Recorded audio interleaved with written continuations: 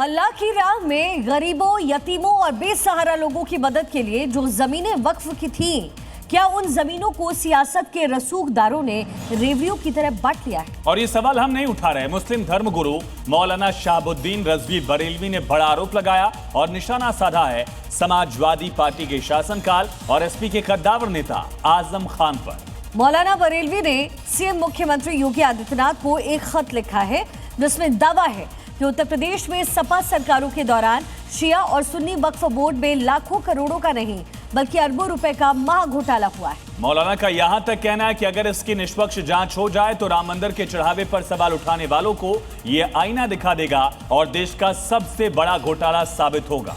आज हम इसी मुद्दे पर बातचीत करेंगे, लेकिन उससे पहले आपको हमारी एक रिपोर्ट देखनी चाहिए।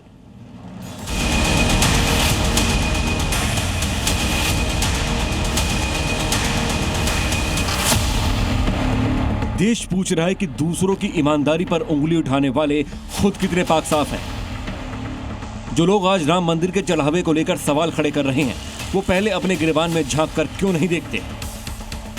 जिन लोगों के शासनकाल में वक्फ के नाम पर करोड़ों अरबों की संपत्तियां बनाई गई थी, लाखों एकड़ जमीन लूटी गई, आज वो ईमानदारी का सर्टिफिकेट बांट रहे हैं।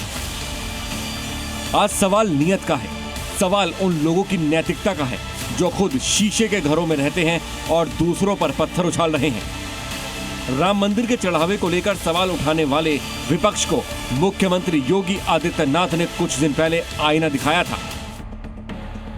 योगी आदित्यनाथ ने साफ कह दिया है कि जिनके शासनकाल में वक्फ के नाम पर लाखों एकड़ जमीन की बंदरबाट हुआ, वक्फ को जिन्होंने अपनी बपौती समझा, वो आज ईमानदारी पर लेक्चर दे रहे हैं।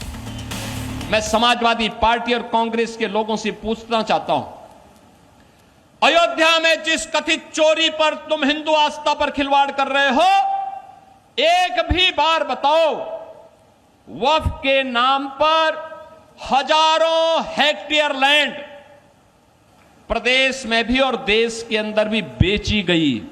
इन्होंने वक्फ के नाम पर उस लैंड को कब्जा करवा करके, बेच करके, और कुछ चुनिंदे लोगों ने वक्फ के नाम पर उस लैंड का वारा न्यारा किया है। एक भी बार कांग्रेस और समाजवादी पार्टी बोली नहीं।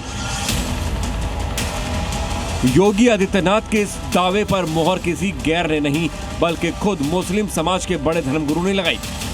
ऑल इंडिया मुस्लिम जमात के राष्ट्रीय अध्यक्ष मौलाना शहाबुद्दीन रजवी बरेलवी ने पिछले सरकारों के दौर में हुए वक्फ घोटाले की पोल खोल कर रख दी है। मौलाना बरेलवी ने साफ कह दिया है कि वक्फ के नाम पर अपनों ने ही अपनों को लूटा। जिन लोगों ने अल्लाह की राह में समाज की भलाई के लिए करोड़ों की जमीन वक्फ की थी, वक्फ माफियाओं ने उन जमीनों को रेवड़ियों की तरह आपस में बांट लिया। सुन्नी सेंट्रल वक्फ बोर्ड और शिया वक्फ बोर्ड की जांच कराई जाए।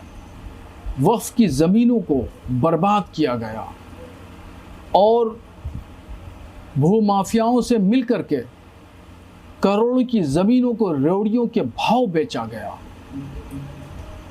न कोई मदरसा, न स्कूल, न हॉस्पिटल, न मस्जिद, कुछ भी कायम नहीं किया गया। न किसी गरीब बेवा की, न यतीम की किफालत की गई, न सरपरस्ती की गई, न मदद की गई। साफ है, राम मंदिर में चढ़ावे को लेकर उठ रहे सवाल पर आज नीट एंड क्लीन कार्रवाई चल रही है। जांच एजेंसियां हर स्तर पर दूध का दूध और पानी का पानी कर रही हैं। बड़ा सवाल यह है कि जो लोग आज पारदर्शिता की दुहाई दे रहे हैं, क्या उनके शासनकाल में कभी इस बात की जांच हुई है कि वक्फ की लाखों एकड़ संपत्तियां कहां गायब हो गईं? सवाल बड़ा है और जवाब के नाम पर विपक्ष के पास सिर्फ खामोशी है। ब्यूरो रिपोर्ट, जी मीडिया। तो आज की बहस क्यों, ये भी समझिए। क्या वक्फ की संपत्ति लूटने वालों को एसपी सरकार का संरक्षण था? ये बड़ा सवाल। दूसरा बड़ा सवाल है कि अल्लाह की राह की संपत्ति से निजी मुनाफा आखिर किसने लिया है? और मौलाना बरेलवी के लेटर बम पर आखिर कब तक चुप्पी रहेगी, चुप्पी टूटेगी कब? चौथा अहम सवाल है, क्या सपा की सरकार में मुसलमान सिर्फ एक वोट बैंक के तौर पर इस्तेमाल होते थे? पांचवा अहम सवाल, राम मंदिर पर सवाल उठाने वालों का दोहरा मापदंड आखिर क्यों नजर आ रहा है?